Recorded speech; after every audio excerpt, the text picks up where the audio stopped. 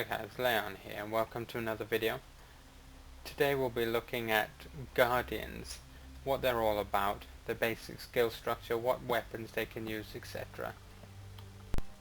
So when I first decided to play a guardian, I thought it would be very similar to like a paladin in World of Warcraft, a heavy armor class that has the ability to heal, to protect, and that kind of thing.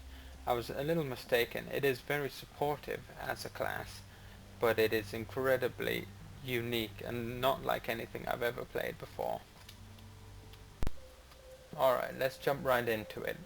Guardians have three passive abilities called virtues that are always active and you can activate in order to get those status buffs instantly. The first one we have is the virtue of justice. This burns foes with every 5th attack. So if we show you here on this engineer, just every couple of attacks, every 5, they'll set them on fire.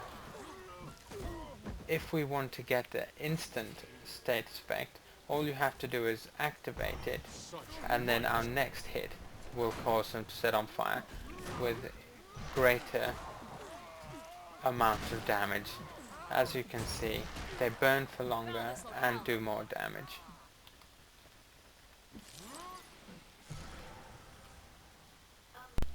The second of the virtues is virtue of resolve. This is a passive health regeneration of only 3 health points per second.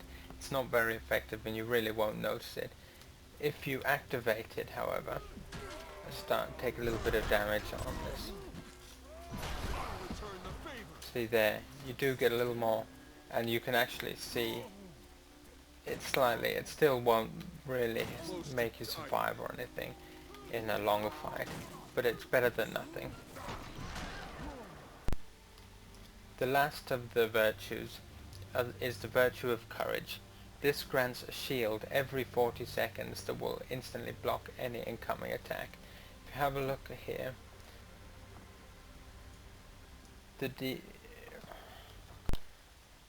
so the third of the virtues is the virtue of courage. This grants a shield that blocks incoming attacks every 40 seconds. If you can see on here, I don't have a shield equipped, but you do get a visible sign showing you've got the buff up, and there it is. So if we go into attack, their first attack, see, automatically blocked. I don't have any damage done.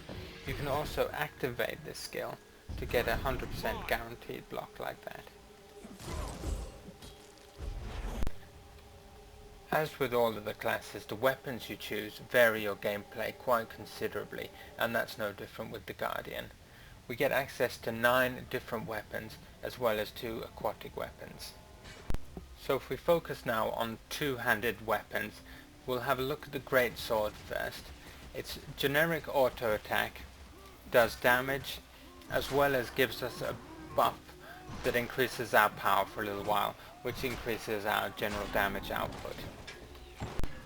Our second ability is called Symbol of Wrath. This places a symbol on the ground that does damage over time as well as reflects any damage coming in. It also works as a combo field that grants light onto other people's attacks.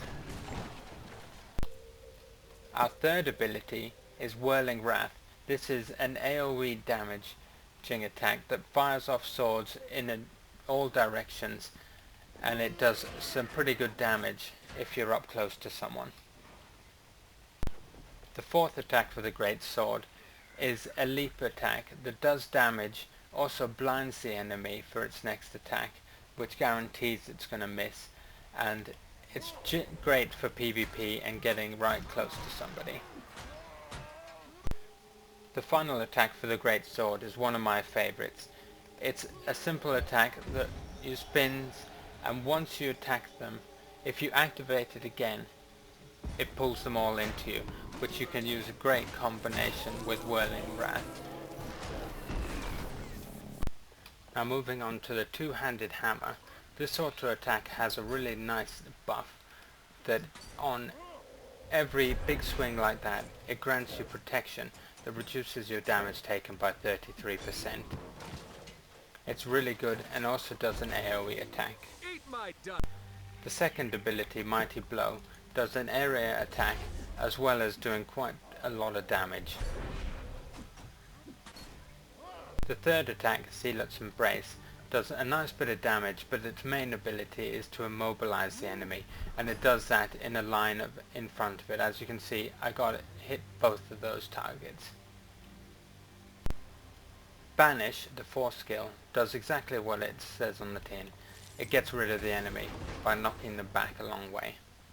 And it's great for a bit of PvP action, but unfortunately you want to stick on enemies as a guardian a lot of the time, so you've got to know when to use it.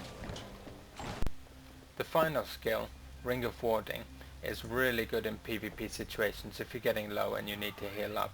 What it does is create a ring around you that either enemies cannot enter or they cannot leave. So if you're trying to run away, you place that on, they get stuck in the ring, or vice versa, you're safe within that ring. The last of the two-handed weapons is quite surprisingly a staff. It's pretty good sort of damage-wise, but it certainly isn't my favorite. The first attack does a conal attack in front of you, and as you can see it's got quite a wide range and can hit at least two of these targets for a reasonable amount of damage. The second ability, Orb of Light, is a slow-moving orb that can be detonated to actually heal your allies as well as do damage when it hits enemies. So it's certainly something that if you can master it would probably be very useful. The third ability is called Symbol of Swiftness, and this ability is one that you must place on the ground in front of you or anywhere around you. And what it does is damages enemies, and if you're in it, it grants you swiftness as well. And the swiftness lasts for a good 8 seconds, so it's quite good for getting away if you need to run. The fourth ability, Empower, is probably the most effective one I've found on the actual staff abilities. It charges up some stacks as well as healing you, and these stacks increase your damage quite drastically, and if you can combine those with another weapon, then you can do an awful lot of damage quite quickly. The final ability for the staff is called Line of Warding. This simply creates a wall that enemies cannot pass through. It's a good one for blocking off areas in PvP where people can't jump through, like paths, etc. And if you again need to get away from someone.